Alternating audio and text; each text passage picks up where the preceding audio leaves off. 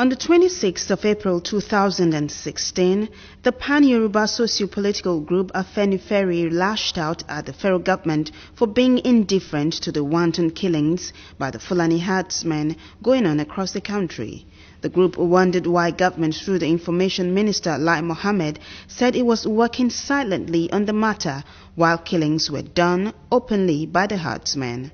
Following the recent spate of killings by Fulani herdsmen across the country, as evident in the Agatu killings, the murder of Chief Olufalaye's guard and his farm, the killings in Ibadan, and the latest being the heinous murder of scores of Nigerians in cold blood in Enugu and Plateau states, some Nigerians believe that an open condemnation by President Buhari of the constant killing across the nation would go a long way.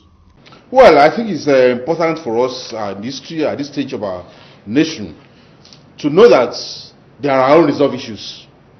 We talk about killings. The killings that are going on over our country today is mind-boggling.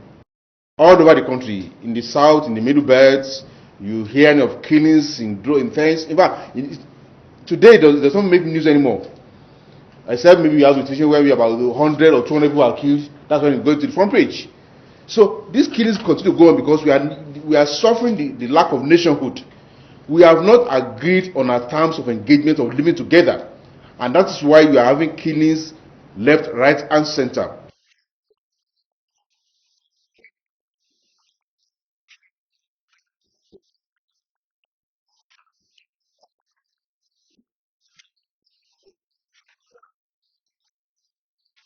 However, some social media commentators say accusing fingers should be pointed at security agents who are trained to handle such situation and not the president. They believe that grievances should be channeled to the right quarters, namely the police and the Ministry of Interior.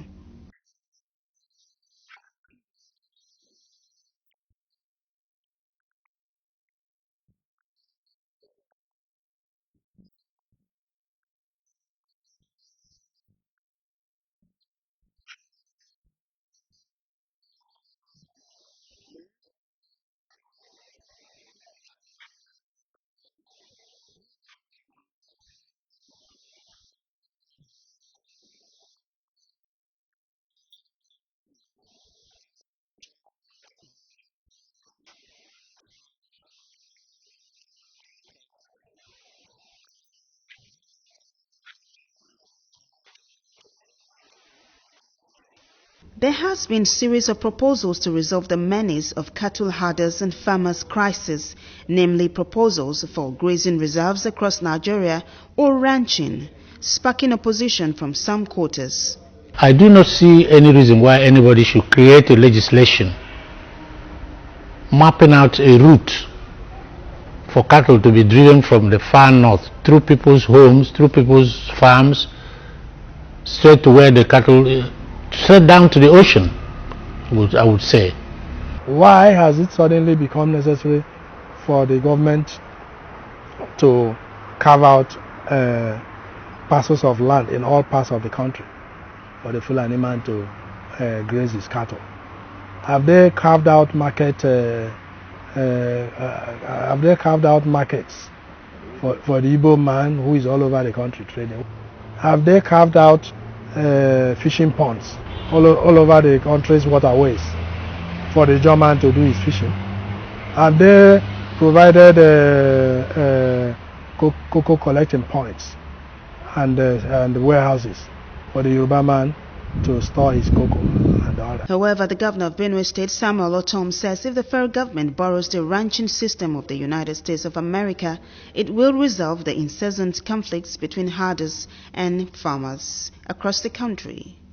The Senior Special Assistant on National Assembly Matters, Senate, Senator Ita Enang, also makes a case for ranching. By adopting modern methods of ranching, where you have an area enclosed and you make reserved, you make cattle ranches where people who want to ranch or rear cow, camel or something will go and practice their trade there. Thank you so much. Recall that in April 2016, the president said the cycle of violence would be a thing of the past within the next 18 months. And in May 2016, President Buhari ordered a military crackdown on the group.